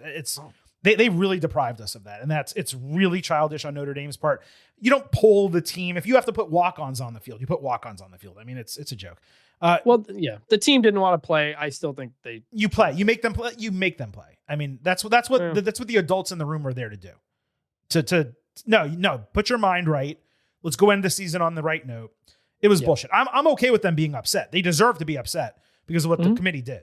But yeah, this is what's going to happen. Jordan Blaney, a private Twitter account as well, said, what changes would you guys make to college football, NIL conference alignment, playoffs if you were given control? This is a really long topic. I don't know that we have too much time to talk about it, Chris. Top of mind, though, what are the one or two things that you would do? One thing is go back to normal conferences. That has created all of the problems. And put everybody under one television deal, and you can share that money evenly. The reason realignment happened is because you want to be in the SEC and the Big Ten and get more money, and that's why it happened. But it's created all sorts of problems, especially around the playoff, to have conferences that are uneven, that are themselves too big, so you can't play enough people. Yeah, conferences are way too big. Go back to what it used to be. For me, I've had this idea for a decade. There should be 4 16-team conferences. They should each play into a championship game. The winner of those 4 championship games should play in a 4-team playoff, and then you crown a national champion. And they should all, correct what you said, be under one TV deal. Obviously, it can be with multiple networks like the NFL, and you're going to want to split up that revenue as much as you possibly can. But that's what you do. Can you keep some of the designations of those conferences? Yeah. You definitely want the SEC on one side and the Big Ten on the other side. Like if you're going to play it that way, in terms of if it's always going to be like SEC, ACC, and then Big Ten, Big 12, you could do it that way. But really, they don't need to intermingle that much. It really should just be you play your conference and you come out on top. 16 teams is a lot. You can definitely have some crossover games in the preseason. And by the way, those games early, those can be your bowl games. Okay, you can do cool bowl games the first couple weeks of the season, and those are your non-conference games. You have the SEC, like one year everyone plays an ACC and a Big 12 team. Another year, everyone plays a Big 10 and a Big 12 team, whatever the case might be. But 4 16-team conferences, 64 total teams, that's your power league. You do a playoff, you're good.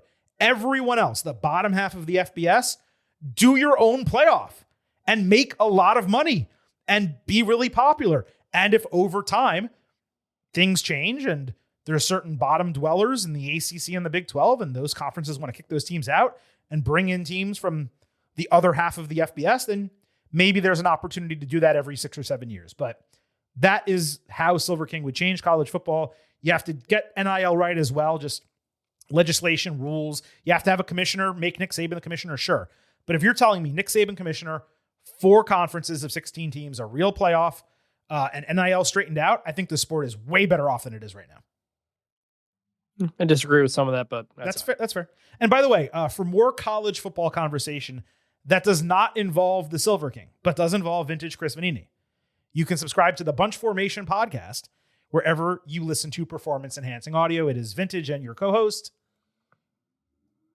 David Ubben. David Ubben. I appreciate, we've had a lot of Getting Overheads come over to that show and comment and 5-star reviews and all that stuff. I do the same thing we do here, which is read the 5-star reviews. So I appreciate everybody who's been listening this year. Yeah, I was trying to feed you into promoting the show and also saying your co-host name because I knew I was going to botch it. So Bunch Formation Podcast. Make sure you listen. Great name, by the way. Love that name.